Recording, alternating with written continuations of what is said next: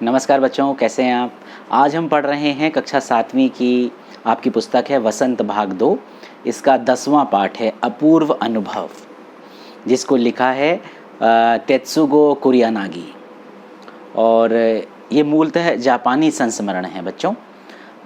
संस्मरण क्या होता है? जो स्मृति पर आधारित होता है।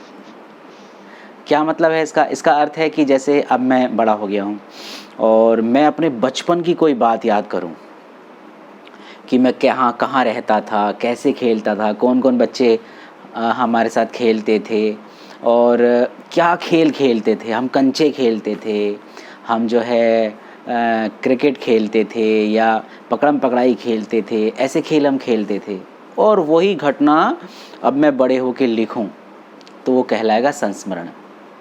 ठीक है।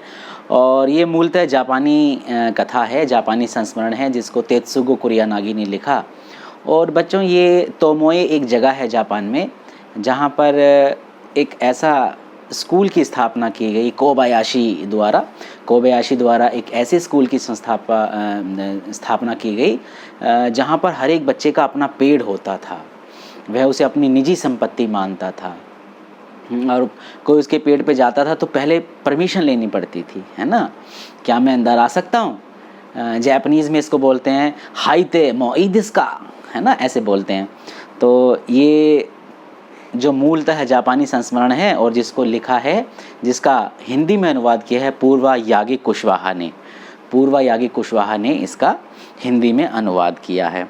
और ये जो लेखिका हैं जिन्होंने लिखा है तेत्सुगो कुरियानागी, जिन्होंने जापानी अपना ये संस्मरण लिखा है, ये भी उसी कोबायाशी के द्वारा जो स्कूल था उसी की ये भी स्टूडेंट थी। और इन्होंने अपने जो संस्थापक सदस्य हैं उनसे कहा था कि मैं ये लिखूंगी साहित्य।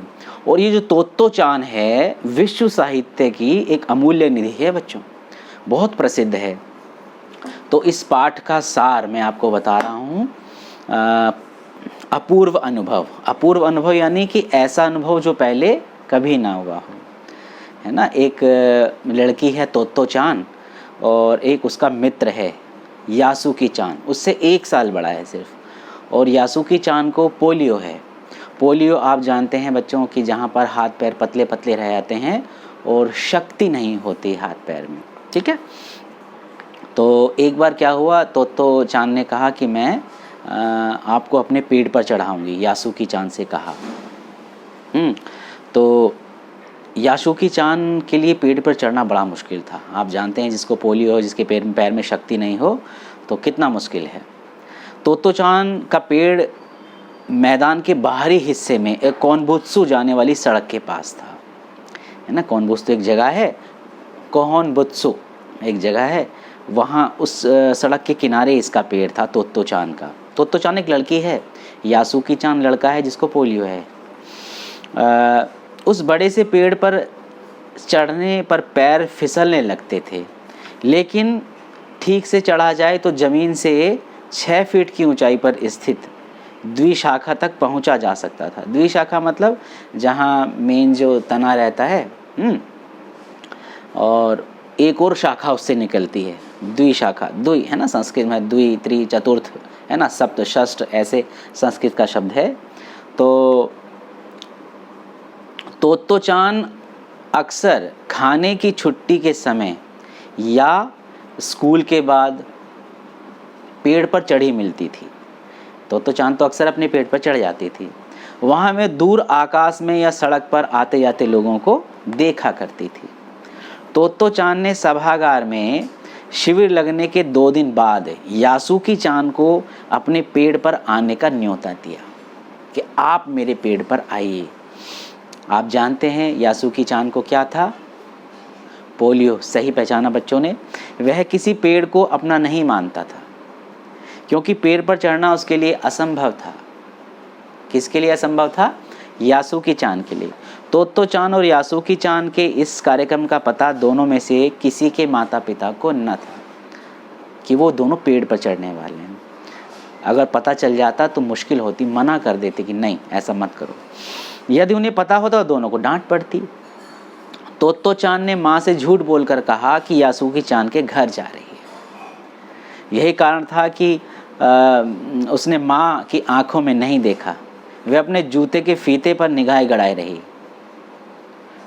तो चांद ने नीचे फीते की तरफ देख के कहा कि वो यासुकी चांद के घर जा रही है। क्योंकि सच बोलने के लिए तो जो है कुछ भी नहीं, झूठ बोलने के लिए बहुत हिम्मत चाहिए अगर जो कोई सच्चा व्यक्ति है तो। रॉकी उसे स्टेशन तक छोड़ने के लिए पीछे पीछे आया। आखिर उसने उसे बता ही दिया कि वह क्या करने जा रही है। रॉकी को बता दिया। स्कूल पहुंचने पर उसे यासुकी चांद मैदान में मिला। दोनों बहुत ही अधिक उत्तेजित थे, एक दूसरे से मिलकर बहुत खुश हुए। तो चांद उसे अपने पेड़ के पास ले गई। वहाँ वह चौकीदार के यहाँ से एक सीढ़ी उठा लाई। स्वयं कुर्सी के सहारे द्विशाखा के ऊपर चढ़कर उसने सीढ़ी पकड़ ली और यासुकी चांद को ऊपर चढ़ने के लिए कहा।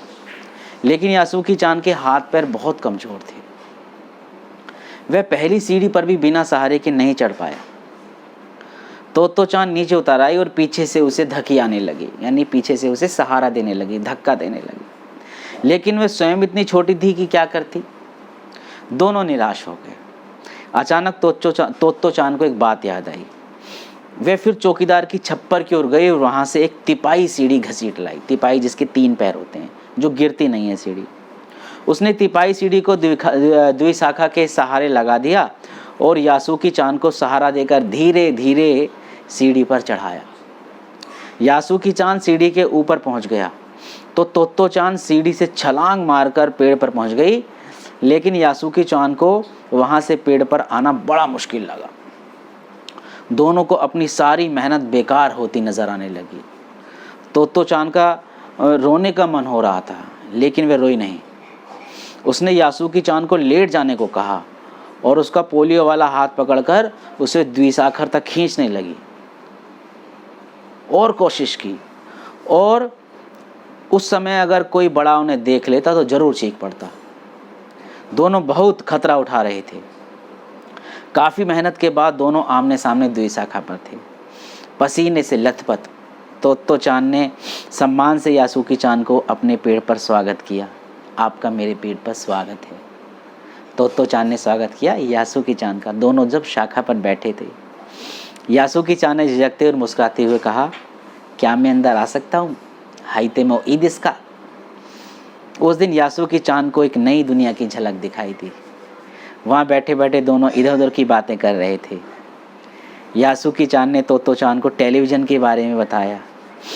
यासुकी चांद ने कहा कि मेरी एक बहन है जो अमेरिका में रहती है, वो वहाँ से टीवी भेजेगी और वो टेलीविज़न एक डब्बे जैसा होता है और जिसमें हम सूमो कुश्ती घर बैठकर ही देख सकते हैं, कहीं जाने की ज़रूरत नहीं पड़ेगी। तो चांद की उस समय समझ में नहीं आया कि कोई डब्बे में इतना बड़ा सूमो रेसलर कैसे आ जाएगा, पर वो हाँ हाँ करती रही। यासुकी चांद को उसकी अमेरिका वाली बहन ने उसके बारे में बताया था।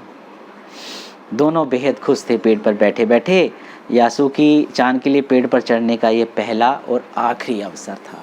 ठीक है, तो बच्चों ये कुछ पाठ का सार है और आगे अब हम इसी के जो अभ्यास प्रश्न हैं उनकी ओर आगे चलते हैं।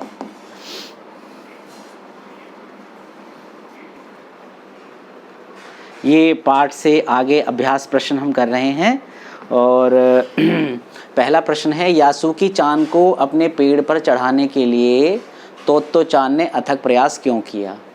तो इसका उत्तर बच्चों आप ऐसे लिख सकते हैं, यासुकी चांद तो चांद का दोस्त था, उसे पोलियो था। देखो छोटे छोटे वाक्य हैं। उसे पोलियो था, पूर्ण विराम, भाव पूर्ण हो गया।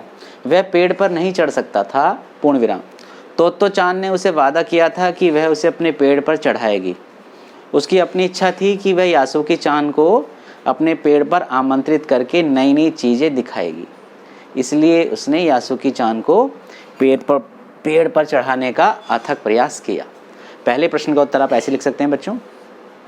दूसरा प्रश्न, दृढ़ निश्चय और अथक परिश्रम से सफलता।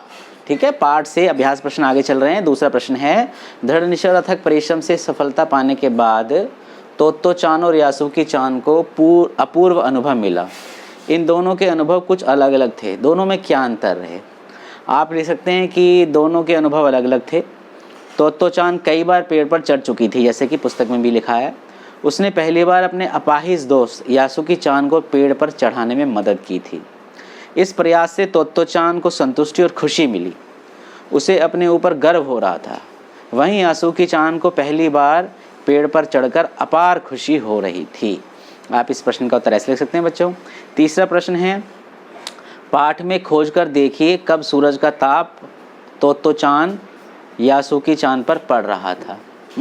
इसका उत्तर आप लिख सकते हैं, जब तोत्तो चान यासुकी चान को तिपाही सीढ़ी से ऊपर चढ़ने में मदद कर रही थी, उस समय सूरज का ताप तोत्तो चान और किस पर, यासुकी चान पर पड़ रहा था। देखिए यहाँ पर ये आया है, मैं पढ़ देता हूँ एक बार। यासुकी चान ने घबराकर तिपाही सीढ़ी और पसीने से तरबतर तोत्तो चान की ओर देखा। सीढ़ी और तोत्तो चान की ओर देखा। उसे भी काफ़ी पसीना आ रहा था। उसने पेड़ की ओर देखा, तब निश्चय ही उसके साथ पांव उठाकर पहली सीढ़ी पर रखा।